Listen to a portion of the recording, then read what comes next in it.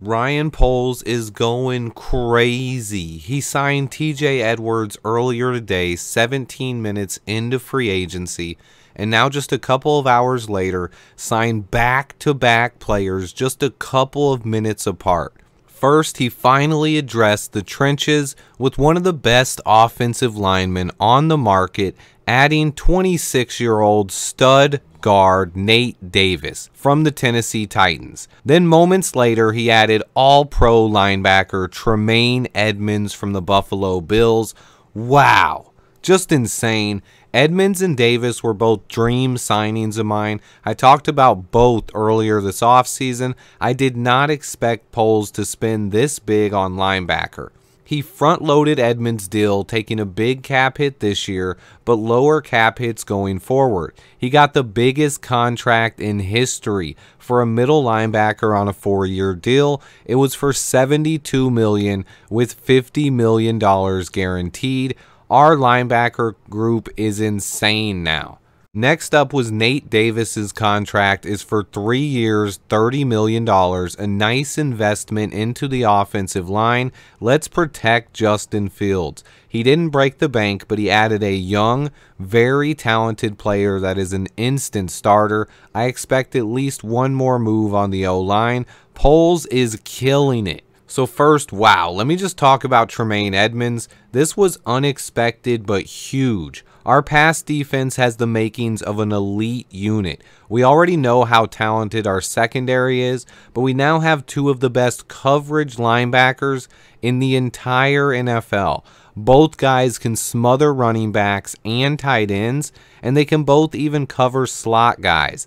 This defense just got a lot more dangerous and versatile. It also allows Ryan Poles to attack the defensive line in this year's draft, which is a huge strength. Also could add some more to the offensive line. The Bears got TJ Edwards and Tremaine Edmunds for roughly the same price of Roquan Smith. This is insane. We also got a second-round pick coming from Roquan, and Poles has effectively replaced him and upgraded the linebacker unit on day one of the NFL's free agency period.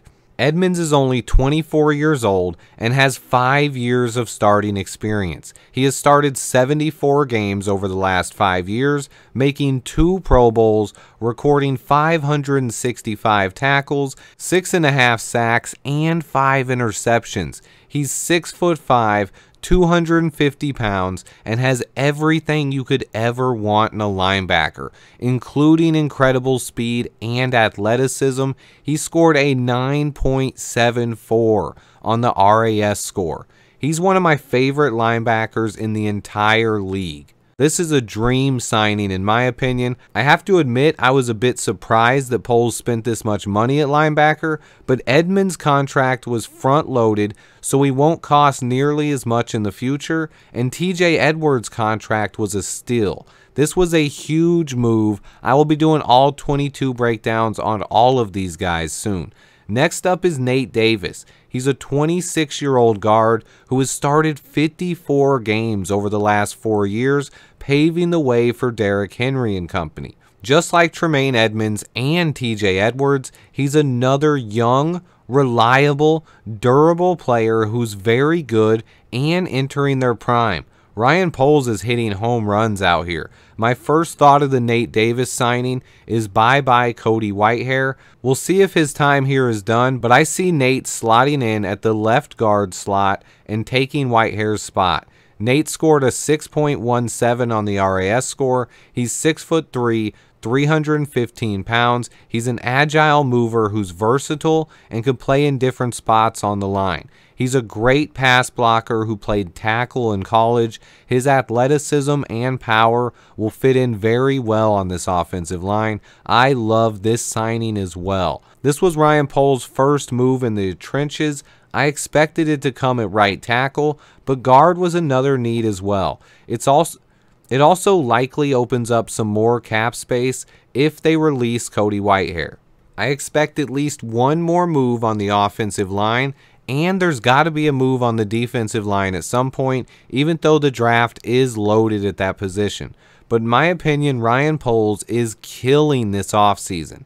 In the last 3 days, he has added DJ Moore, Tremaine Edmunds, TJ Edwards, Nate Davis, an extra first-round pick in 2024, 2 extra second-round picks, 1 this year and 1 in 2025. Just absolutely masterclass work here by Ryan Poles. I couldn't be happier today.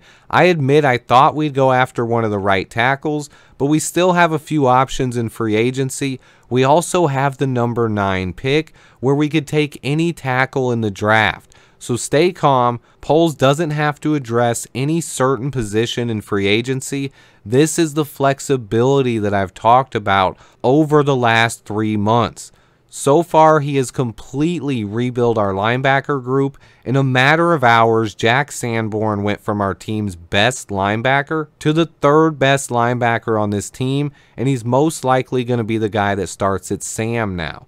That makes our linebacker group awesome. Sanborn would also be the main backup for Edwards and Edmunds. If Poles can add some talent to this defensive line, this Bears defense has the making of an extremely exciting unit. That's not even to mention the offense does as well now, as Justin Fields now has DJ Moore, Chase Claypool, Darnell Mooney, and Cole Kmet. Make no mistake about it, Nate Davis is a big get on the offensive line as well. He can play. He's an instant starter and probably the best player on our offensive line right now. He's just as good, if not better, as Tevin Jenkins. He's most likely going to play left guard, but he is versatile, so we'll see what Ryan Poles' next move turns out to be. I give him an easy A+ for his work over the last week. He still has a lot of ways to upgrade this team with plenty of free agents, some cap space still left, and the draft about 6 weeks away.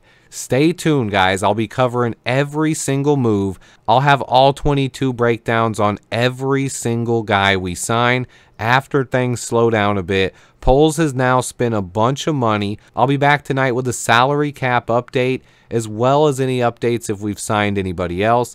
I could do a live show and talk to you guys about all of our free agent signings. Stay tuned. Make sure you hit that like button. And until next time, bear down.